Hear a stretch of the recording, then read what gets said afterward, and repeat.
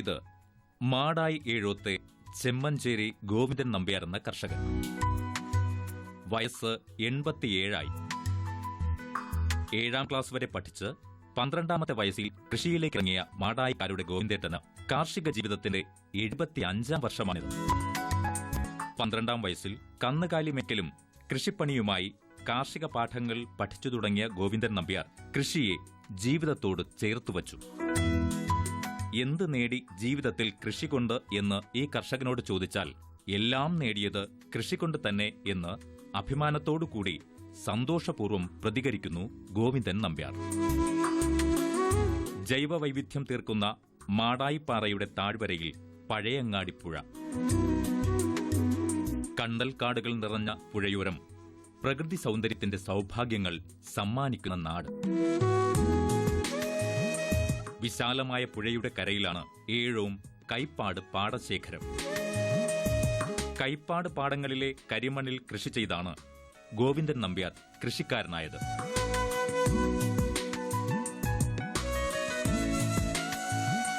ദേശീയ പ്രസ്ഥാനത്തിന്റെയും കർഷക പ്രസ്ഥാനത്തിന്റെയും വളർച്ചയിൽ നിർണായകമായ സംഭാവനകൾ നൽകിയ നാടാണ് മാടായി ഏഴോം. ഇവിടുത്തെ കാർഷിക ചരിത്രത്തിനൊപ്പം യാത്ര ചെയ്ത കർഷകനാണ് ഇദ്ദേഹം. പഴയങ്ങാടി പുഴയിൽ നിന്നും വേലിയേറ്റത്തിൽ ഉപ്പുവെള്ളം കയറുന്ന പാടങ്ങളാണ് കൈപ്പാട്. കൈപ്പാടിന് പ്രത്യേക കൃഷിരീതികളുണ്ട്.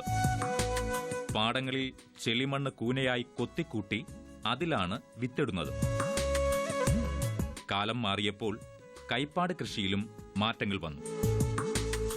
ഇപ്പോൾ ഞാറ്റടി തയ്യാറാക്കി ഞാറ് പറിച്ചു നട്ടാണ് കൈപ്പാട് കൃഷി ചെയ്യുന്നത്. 3 ഏക്കർ കൈപ്പാട് നെൽപ്പാടമുണ്ട് ഗോവിന്ദൻ നമ്പ്യാർക്ക്. ജീവിതത്തിൽ ഇന്നേ വരെ ഈ കർഷകൻ തന്റെ കൃഷിഭൂമി തരിശായിട്ടിട്ടില്ല. ഈ സാർവത്രിക വിദ്യാഭ്യാസവും കൃഷിഭൂമി സൃഷ്ടിക്കേണ്ട സ്വന്തമായതിനു ശേഷമാണ് നമ്മുടെ ഈ കൃഷിഭൂമിയെ സംബന്ധിച്ചിട്ട് ആളുകൾക്ക് താല്പര്യം കുറഞ്ഞത്.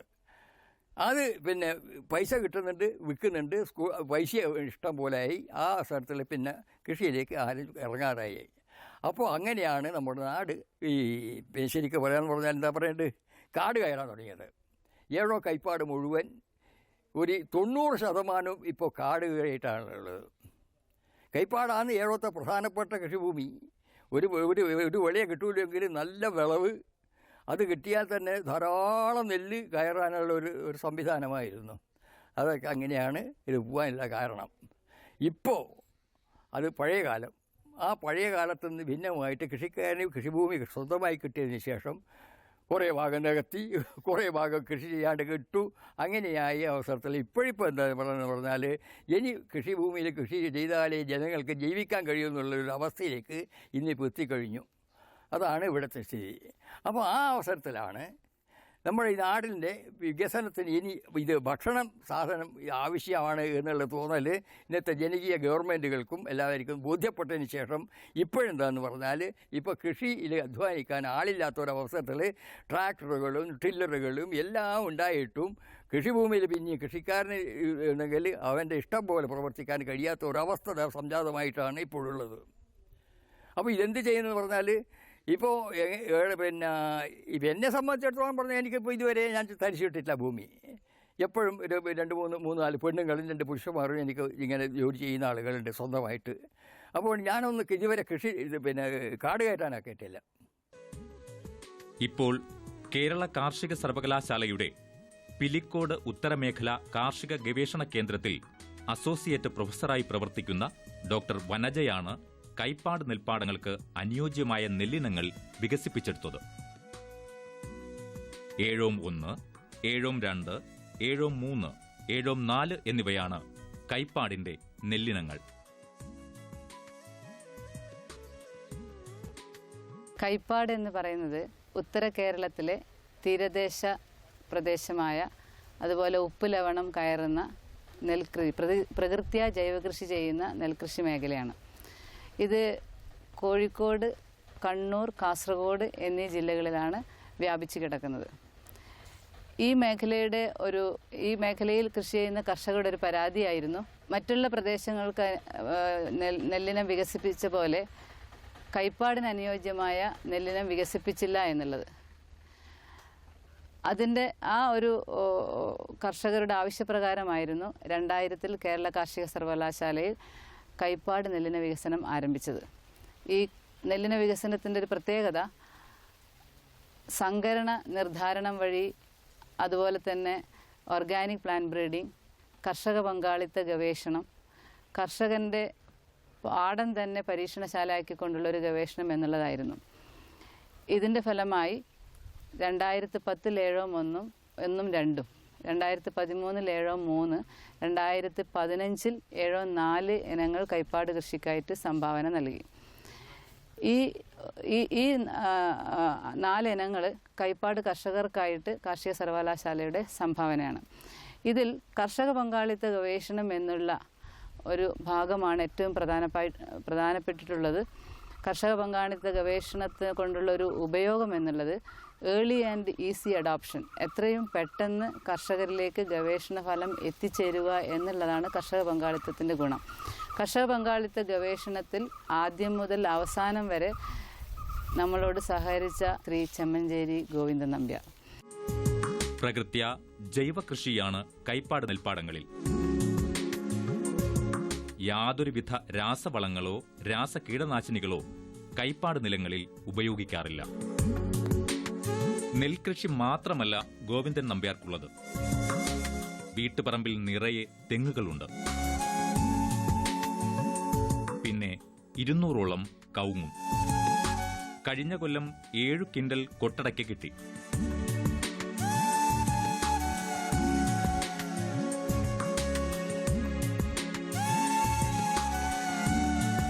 കവുങ്ങിലെല്ലാം കുരുമുളക് വെച്ച് പിടിപ്പിച്ചിട്ടുണ്ട്.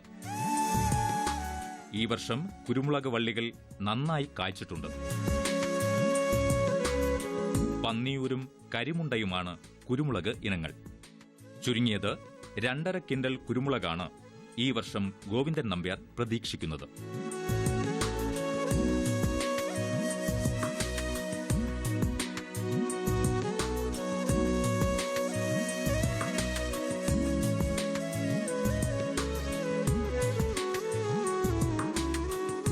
കവുങ്ങിൻ തോട്ടത്തിന് നടുവിൽ ജലസേചന സൗകര്യത്തിനായി ജലസമൃദ്ധിയുള്ള ഒരു കുളമുണ്ട്. കവുങ്ങും തെങ്ങും കുരുമുളകും കൂടാതെ വിവിധയിനം വാഴകൾ.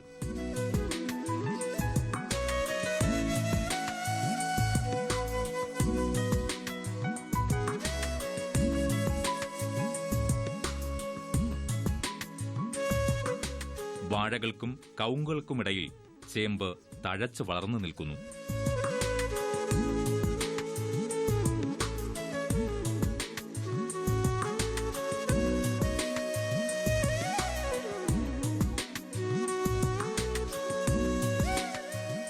ഗോവിന്ദൻ നമ്പ്യാർക്കറിയാം ഒരു കൃഷിക്കാരൻ എങ്ങനെയാണെന്ന്.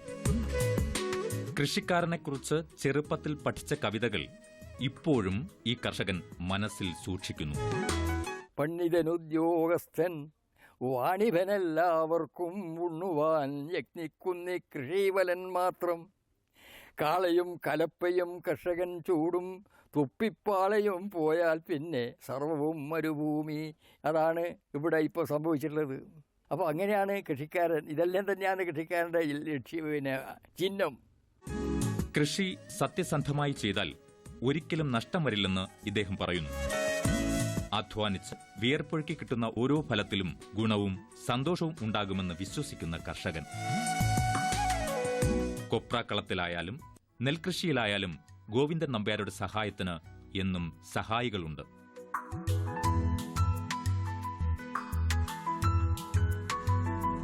കൊയ്യാനും മെതിക്കാനും വൈക്കോൽ ഉണക്കാനും സഹായികളുണ്ട്. എന്നാൽ ജോലിക്കാരെ പാടത്തേക്ക് വിട്ട് വരമ്പത്തിരുന്ന് കൃഷി നോക്കുന്ന ആളല്ല ഗോവിന്ദൻ നമ്പ്യാർ. ജോലിക്കാരോടൊപ്പം വയലിലിറങ്ങും. ഈ 87-ാം വയസ്സിലും കൃഷിക്കാര്യങ്ങൾക്ക് നേതൃത്വം കൊടുക്കും. പണിക്കാരോടൊപ്പം ജോലി ചെയ്യും. ചുറുചുറുക്കോടെ കൃഷിപ്പണികൾ ചെയ്യുന്ന ഈ കർഷകൻ അധ്വാനത്തിന്റെ മഹത്വവും കൃഷിയുടെ നന്മയുമാണ്. കൃഷിയെല്ലാം എൻ്റെ മേൽനോട്ടത്തിൽ ഞാൻ ഇപ്പോഴും നടക്കുന്നെല്ലാം ആരുമില്ല. എനിക്ക് സ്വന്തമായിട്ട് കൃഷി ചെയ്യാൻ 4 പെണ്ണുങ്ങളും 2 പുരുഷന്മാർ എല്ലാ സമയത്തും പണിയാണ്. എൻ്റെ കൃഷി ചെയ്ത് മാത്രമല്ല മക്കളെ കൃഷിയിലും എല്ലാവർക്കും ഒരു കൊല്ലം എപ്പോഴും എല്ലാ ദിവസവും ഞാൻ പണി കൊടുക്കാറുണ്ട്. ആരും ഞങ്ങൾക്ക് പണിയില്ലാന്ന് പറഞ്ഞിട്ട് നിന്ന ദിവസമില്ല. അവർ 3-4 ആളാണ് ഇതെല്ലാം നടത്തിക്കുന്നത്. ഏഴോം ദേശത്ത് ചിട്ടയോടെ കൃഷി ചെയ്യുന്ന കർഷകനാണ് ഗോവിന്ദൻ നമ്പ്യാർ. കാർഷികാനുബന്ധമായി പശു വളർത്തലുമുണ്ട്. പശുക്കൾ ഉണ്ടായതിനാൽ കൃഷിക്കാവശ്യമായ ചാണകവും ഗോമൂത്രവും ലഭിക്കുന്നു. അതുകൊണ്ടുതന്നെ ജൈവകൃഷിയും സുഗമമായി നടത്താൻ കഴിയുന്നു. കവുങ്ങിനും തെങ്ങിനും കുരുമുളകിനും ജൈവവളം നൽകുന്നു. ജൈവവളത്തിന്റെ കരുത്തിൽ വിള സമൃദ്ധി. തൊഴുത്തിനോട് ചേർന്ന് ചാണകം ഉപയോഗിച്ചുള്ള ബയോഗ്യാസ് പ്ലാന്റുമുണ്ട്. പാചകത്തിനാവശ്യമായ ഇന്ധനം ബയോഗ്യാസ് പ്ലാന്റിൽ നിന്നും ലഭിക്കുന്നു.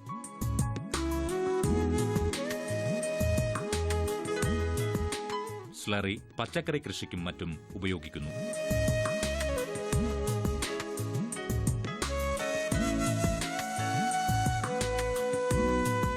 കൃഷിക്കും തൊഴുത്തിലെ കാര്യങ്ങൾ നോക്കുന്നതിനും മറ്റുമായി ഒരു സഹായവുമുണ്ട് ഗോവിന്ദൻ നമ്പ്യാർക്ക്.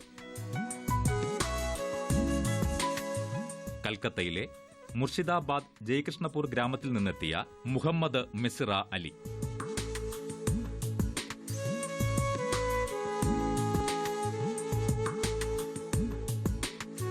കൊപ്രാക്കളത്തിലും വയലിലും തൊഴുത്തിലും ജോലിക്ക് സഹായത്തിന് ആളുണ്ടെങ്കിലും ഗോവിന്ദൻ നമ്പ്യാർ വെറുതെയിരിക്കില്ല. കൃഷിയിൽ ആനന്ദം കണ്ടെത്തുന്ന കർഷകൻ. പ്രായം തളർത്താത്ത കാർഷിക വീര്യം. ഏഴോത്തെ ക്ഷീരോത്പാദന സഹകരണ സംഘത്തിന്റെ പ്രസിഡന്റായി ഗോവിന്ദൻ നമ്പ്യാർ 21 വർഷക്കാലം പ്രവർത്തിച്ചു. ഇക്കാലയളവിൽ ക്ഷീരകർഷകർക്ക് ഗുണകരമായ ഒട്ടേറെ കാര്യങ്ങൾ ചെയ്യാൻ ഗോവിന്ദൻ നമ്പ്യാർക്ക് കഴിഞ്ഞിട്ടുണ്ട്. ഇപ്പോൾ ശ്രീ ഗോവിന്ദേട്ടൻ 22 വർഷക്കാലം ഏഴോം ക്ഷീരോത്പാദക സഹകരണ സംഘത്തിൻ്റെ പ്രസിഡന്റായിട്ട് സേവനമനുഷ്ഠിച്ച ഒരു മാതൃകാ കർഷകനാണ്. അദ്ദേഹം ക്ഷീരകർഷകൻ എന്ന നിലയിൽ കർഷകരുടെ താല്പര്യങ്ങൾ സംരക്ഷിക്കുന്നതോടൊപ്പം തന്നെ സംഘത്തിൻ്റെ താല്പര്യവും അതോടൊപ്പം തന്നെ സംഘത്തിൻ്റെ ജീവനക്കാരുടെ അവകാശങ്ങൾ സംരക്ഷിക്കാനും കൊടുക്കുന്നതിനും വളരെയധികം ത്യാഗപൂർവ്വം ആത്മാർത്ഥതയോടും കൂടി പ്രവർത്തിച്ചിട്ടുള്ള ഒരു ക്ഷീരകർഷകനാണ്. അദ്ദേഹം ചെയ്തിട്ടുള്ള സേവനം വിലമതിക്കാത്തതും നമുക്ക് സംഘത്തിനെ സംബന്ധിച്ച് ഏറ്റവും ഒരു അപരിഹാര്യമായിട്ടുള്ള ഒരു പ്രവർത്തന നേതാവ് കൂടിയാണ് ഗോവിന്ദേട്ടൻ. അദ്ദേഹം ഈ സംഘത്തിൻ്റെ പ്രസിഡന്റായ ശേഷം ആണ് ഒരുപക്ഷെ നമ്മുടെ സംഘത്തിൻ്റെ ഇത്രയധികം ഒരു ഉന്നമനത്തിന് വേണ്ടി നമ്മുടെ സംഘം വളർന്നു വന്നിട്ടുള്ളത്. ചില ഘട്ടങ്ങളിൽ പാളയ ഉൽപ്പാദന രംഗത്ത് കുറവ് വരുന്ന സമയത്ത് ക്ഷീരകർഷകരെ നേരിൽ പോയി കാണുകയും അവർക്ക് ആവശ്യമായ ലോൺ കൊടുക്കുന്നതിനാവശ്യമുള്ള പ്രചോദനം നൽകി കർഷകർക്ക് ലോൺ കൊടുത്ത് സംഘത്തിൻ്റെ പാലളക്കുന്ന അല്ലെങ്കിൽ സംഘത്തിലേക്ക് ആവശ്യമായിട്ടുള്ള പാല് ഉൽപ്പാദിപ്പിച്ച് വരുന്നതിൽ വളരെ പ്രവർത്തിച്ചിട്ടുള്ള ഒരു കർഷകൻ കൂടിയാണ്. കാർഷിക സംസ്കാരത്തിന്റെ ശേഷിപ്പുകൾ പലതും നമ്മുടെ ഗ്രാമങ്ങളിൽ ഇപ്പോഴുമുണ്ട്. പഴയ കളപ്പുരകളും കളപ്പുരകളോട് ചേർന്നുള്ള കൃഷിയും പിന്നെ ചില കൃഷിയിടങ്ങളിലായി പത്തായവും നെൽക്കതിരുകളും കുട്ടകളും വട്ടികളും എല്ലാമുള്ള കാർഷിക ഗൃഹങ്ങൾ.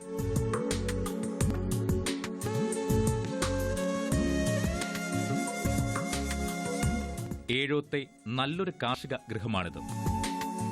ഇവിടെ എത്തിയാൽ നമുക്കിത് ബോധ്യപ്പെടും. തെങ്ങും കവുങ്ങും കുരുമുളകും നിറഞ്ഞ വീട്ടുപറമ്പ്. വീടിനോട് ചേർന്ന് തൊഴുത്ത്. തൊഴുത്ത് നിറയെ പശുക്കൾ. കൃഷിയും കൃഷി അനുബന്ധ ജോലിയുമായി ജോലിക്കാർ.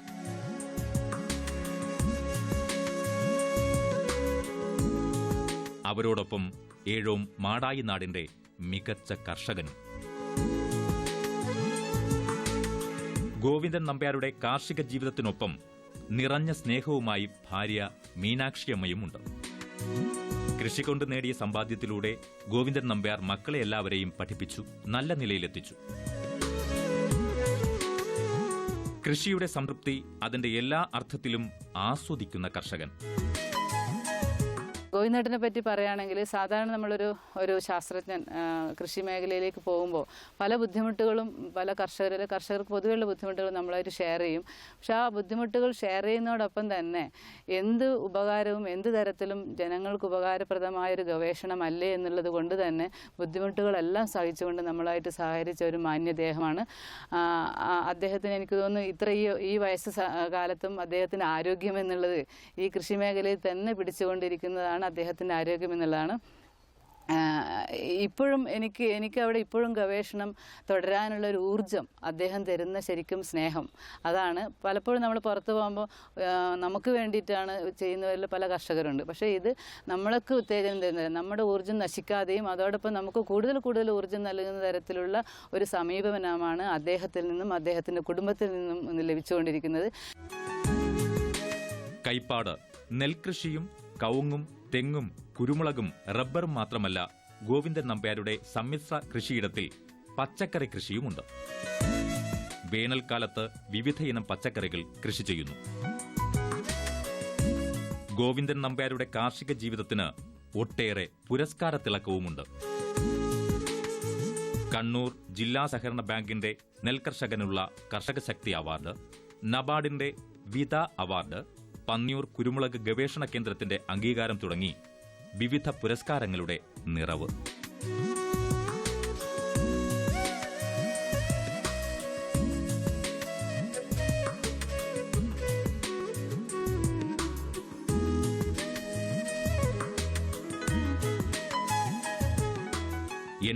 വയസ്സിലെത്തിയ ഗോവിന്ദൻ നമ്പ്യാരോട് ഈ ഒരു ആരോഗ്യത്തിന്റെ രഹസ്യം എന്താണ് എന്ന് ചോദിച്ചാൽ ഒരു ഉത്തരമേ ഉള്ളൂ: വിഷം തീണ്ടാത്ത ഭക്ഷണം.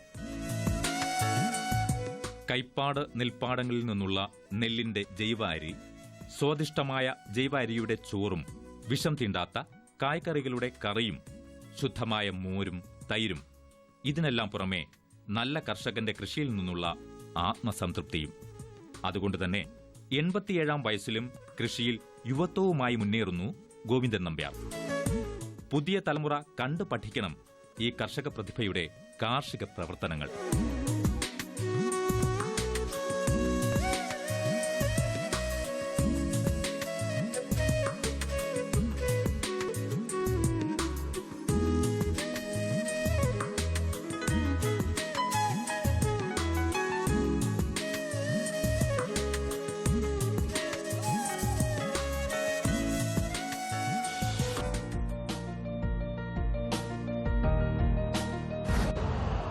यूरिया का स्वदेशी उत्पादन 70 लाख टन बढ़ाने के लिए 6 उर्वरक संयंत्रों का उद्धार किया जा रहा है। FCIL के गोरखपुर, सिंदरी, तलचर और रामागुंडम संयंत्र, HFCL की बरौनी इकाई और BVFCL की नामरू फोर्थ। सोने पर सुहागा ये है कि देश में अब बनेगा सिर्फ नीम लिपित यूरिया, क्योंकि इससे होगा किसानों का फायदा ही फायदा। अनाज का उत्पादन 10% तक बढ़ेगी 10 से 15% नाइट्रोजन क्षमता।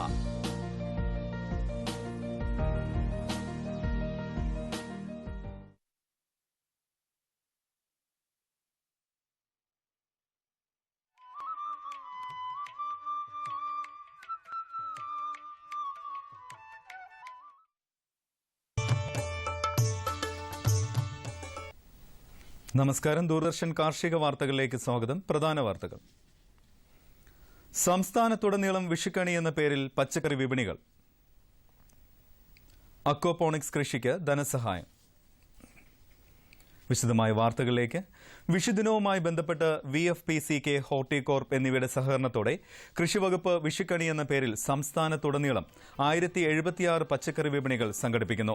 കർഷകർ ഉൽപ്പാദിപ്പിക്കുന്ന പഴം, പച്ചക്കറി ഉൽപ്പന്നങ്ങൾ ഉപഭോക്താക്കൾക്ക് ഗുണമേന്മയുടെ മിതമായ നിരക്കിൽ ലഭ്യമാക്കുന്നതിനാണ് കൃഷിഭവനുകളുടെ നേതൃത്വത്തിൽ വിഷുക്കണി ഒരുക്കുന്നത്.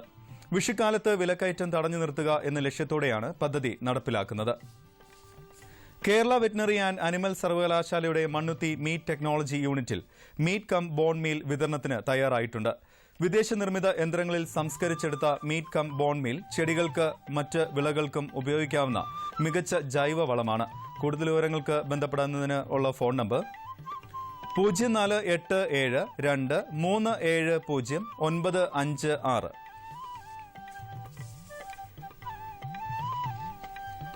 അക്വാപോണിക്സ് കൃഷിക്ക് സംസ്ഥാന ഹോർട്ടിക്കൾച്ചർ മിഷൻ സാമ്പത്തിക സഹായം നൽകുന്നു.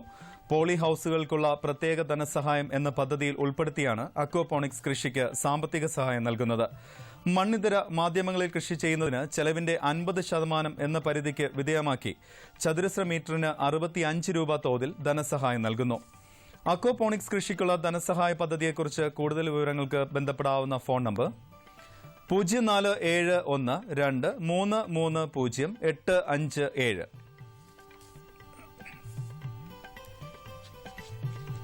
വെറ്റിനറി സർവകലാശാല തൃശൂർ ജില്ലയിലെ പുല്ലഴി കോൾപ്പടവിൽ നടപ്പിലാക്കുന്ന സ്റ്റാർട്ടപ്പ് വില്ലേജിന്റെ ഭാഗമായുള്ള കോൾ കർഷകരുടെ വിപണന കേന്ദ്രത്തിന്റെ ഉദ്ഘാടനം സംസ്ഥാന കൃഷിവകുപ്പ് മന്ത്രി അഡ്വക്കേറ്റ് VS സുനിൽകുമാർ മാർച്ച് 24 നിർവഹിക്കും. ഉദ്ഘാടനത്തോടനുബന്ധിച്ച് കിസാൻ റൈസ് പുറത്തിറക്കും.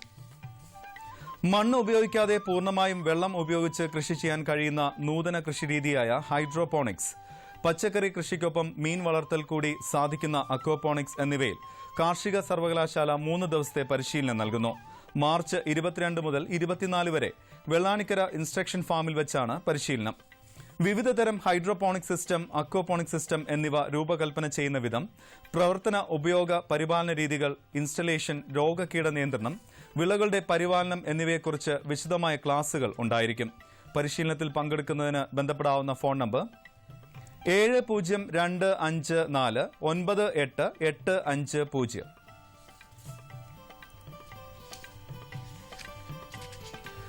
രണ്ടായിരത്തി 16-17 സാമ്പത്തിക വർഷത്തിൽ വിവിധ ദൃശ്യ ശ്രാവ്യ അച്ചടി മാധ്യമങ്ങൾ വഴി മലയാളത്തിൽ പ്രസിദ്ധീകരിച്ച അല്ലെങ്കിൽ പ്രക്ഷേപണം ചെയ്ത മികച്ച കാർഷിക പരിപാടിക്ക് കാർഷിക വികസന കർഷകക്ഷേമ വകുപ്പ് ഹരിതമുദ്ര അവാർഡ് നൽകുന്നു. 2017 ഏപ്രിൽ 15 മുൻപ് അവാർഡിനുള്ള അപേക്ഷ സമർപ്പിക്കേണ്ടതാണ്.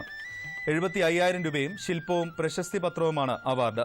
കൂടുതൽ വിവരങ്ങൾക്ക് സന്ദർശിക്കാവുന്ന വെബ്സൈറ്റ് www.fibkerala.gov.in. ഇനി കമ്പോള നിലവാരം. വെളിച്ചെണ്ണ കൊച്ചി ക്വിന്റലിന് 12,200 രൂപ, Kozhikode 13,300, Thrissur 12,400.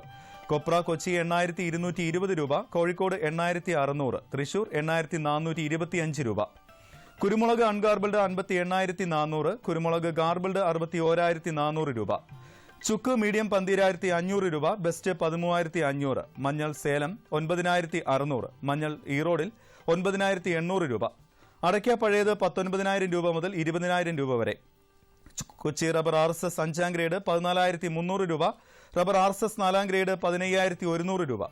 Kottayam rubber RSS 5ാം grade 14,300, rubber RSS 4ാം grade 15,100 രൂപ. കമ്പോള നിലവാരം കൊച്ചിയിൽ.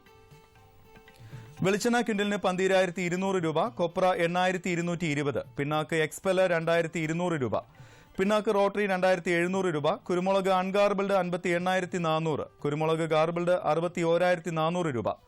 ചുക്ക് മീഡിയം 12,500 രൂപ, ചുക്ക് ബെസ്റ്റ് 13,500, മഞ്ഞൾ നാടൻ 11,500. അടയ്ക്ക പുതിയത് 16,000 മുതൽ 18,000 രൂപ വരെ. ജാതിക്ക തൊണ്ടൻ കിലോഗ്രാമിന് 225 രൂപ മുതൽ 350 രൂപ വരെ. ജാതിക്ക തൊണ്ടില്ലാത്തത് 475 മുതൽ 570 വരെ. ജാതിപത്രി 500 മുതൽ 650 വരെ. ഗ്രാമ്പു 725 രൂപ. റബ്ബർ RSS 5ാം ഗ്രേഡ് ക്വിന്റലിന് 14,300 രൂപ, റബ്ബർ RSS 4ാം ഗ്രേഡ് 15,100, ഒട്ടുപാൽ 9,700, ലാറ്റക്സ് 9,300 രൂപ. കമ്പോള അവലോകനം.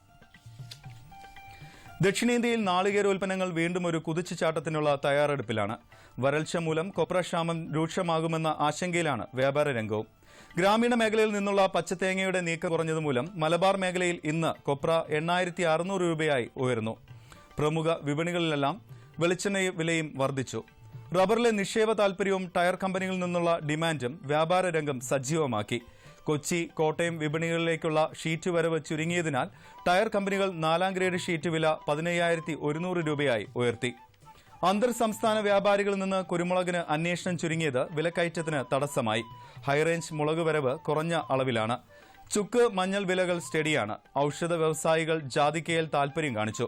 വിദേശത്ത് ജാതിപത്രിക്ക് അന്വേഷണങ്ങളുണ്ട്. ഇനി കാലാവസ്ഥ. കണ്ണൂർ കൂടിയ താപനില 35.2 ഡിഗ്രി സെൽഷ്യസ്, കുറഞ്ഞ താപനില 25.5 ഡിഗ്രി സെൽഷ്യസ്. കോഴിക്കോട് 35.8, 26.4. കൊച്ചി 32, 25.2. ആലപ്പുഴ 34, 25.9. പുനലൂർ 35, 24. തിരുവനന്തപുരം കൂടിയ താപനില 33.9 ഡിഗ്രി സെൽഷ്യസ്, കുറഞ്ഞ താപനില 25.8 ഡിഗ്രി സെൽഷ്യസ്. ഇന്നത്തെ കാർഷിക വാർത്തകൾ സമാപിക്കുന്നു. നമസ്കാരം.